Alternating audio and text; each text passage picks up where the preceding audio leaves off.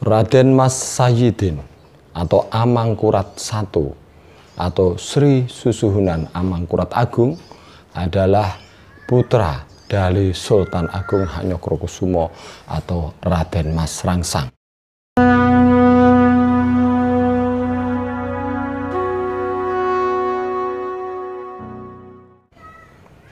Beliau, Amangkurat Agung atau Amangkurat I ini adalah raja terakhir dari kerajaan Mataram Islam atau raja ke-5. Raden Mas Sayidin adalah putra dari Sultan Agung dari Ratu Wetan.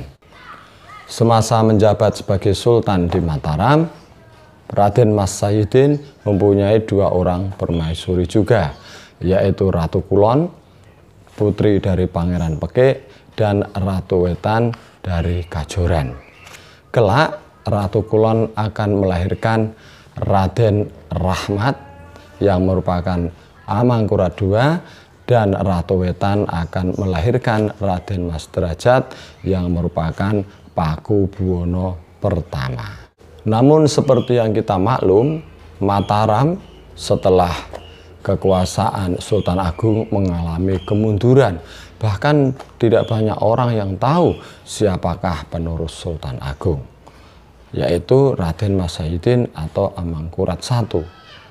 Berikut ini beberapa peristiwa penting yang mungkin bisa menjadi acuan atau tambahan wacana apa perbedaan pemerintahan Sultan Agung dengan Amangkurat I dan apa yang menyebabkan kemunduran bahkan kehancuran Mataram. Yang pertama adalah Raden Mas Sayidin atau Amangkurat I ini tidak seperti ayahnya. Dia justru menyingkirkan tokoh-tokoh senior seperti Tumenggung Wiraguna dan Tumenggung Danupoyo di tengah perjalanan ketika merebut Blambangan dari kekuasaan Bali. Pada tahun yang sama, yaitu pada tahun 1674, Sunan Amangkurat I memindahkan ibu kota Mataram dari Kerto ke Pleret. Pemindahan ibu kota Mataram ini juga menimbulkan pemberontakan yang dilakukan oleh Raden Mas Alit, yaitu adik kandung dari Amangkurat I. Namun pemberontakan itu berhasil ditumpas habis. Bahkan 5.000 ulama pendukung dari Raden Mas Alit juga dihabisi oleh Raden Mas Sayidin atau Sunan Amangkurat I. Yang ketiga, Raden Mas Sayidin melakukan perjanjian dengan Belanda dengan VOC, Vereniging Oost-Indische Party, perusahaan dagang Hindia Belanda yang kalau di Indonesia itu melakukan penjajahan dan eksploitasi sumber daya alam yang habis-habisan, tidak seperti EIC yang ada di India. Isi perjanjiannya adalah VOC diberikan kebebasan untuk membuka pos-pos dagang di Mataram, sementara Mataram mempunyai hak untuk berdagang di pulau-pulau lain yang dikuasai oleh VOC. Yang kedua, Mataram dan VOC saling melakukan tukar pembebasan tawanan. Jadi tawanan VOC dibebaskan, tawanan dari Mataram juga dibebaskan.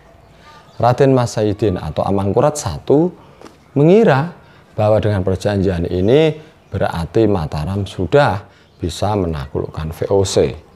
Namun beliau dibuat tercengang dan kaget karena ternyata akhirnya VOC merebut Palembang dari Mataram.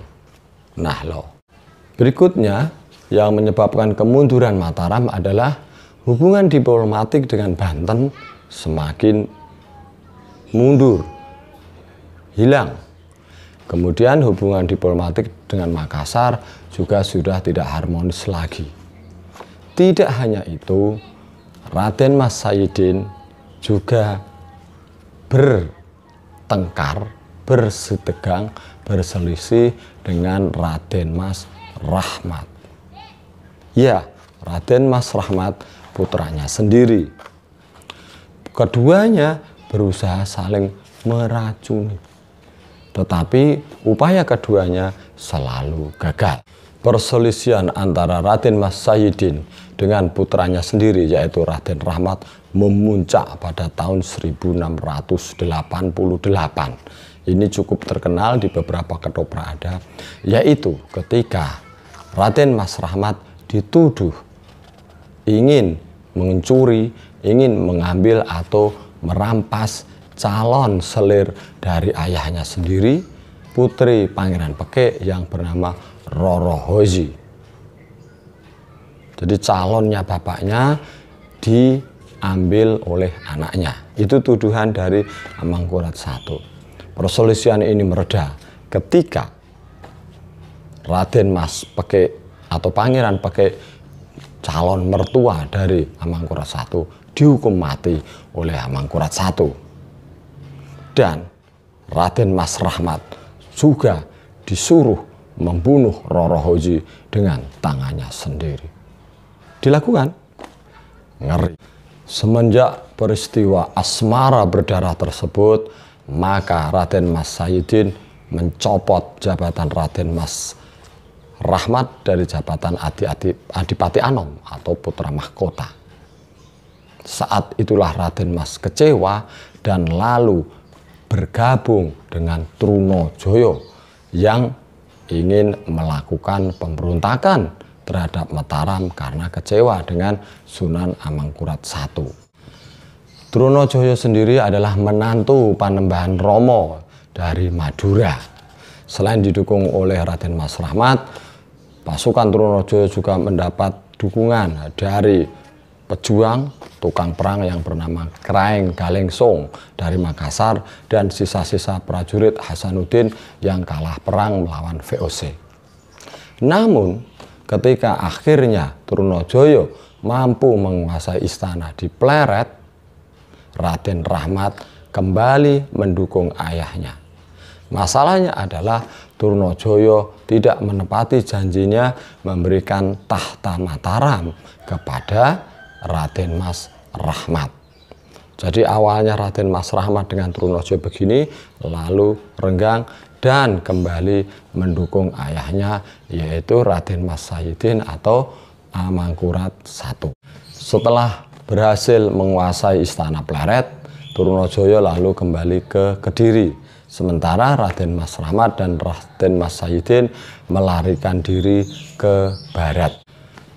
Menurut Babat Tanah Jawi, istana Pleret yang sudah dikuasai oleh Trunojoyo ini adalah tanda atau awal kejatuhan atau kehancuran Mataram Islam. Peristiwa ini terjadi pada tahun 1677.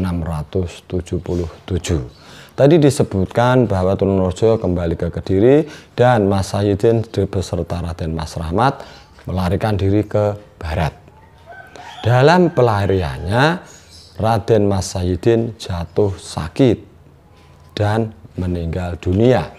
Menurut Babat Tanah Jawi, meninggalnya Raden Mas Sayyidin ini diperparah karena meminum air kelapa beracun yang diberikan oleh Raden Mas Rahmat, putranya sendiri.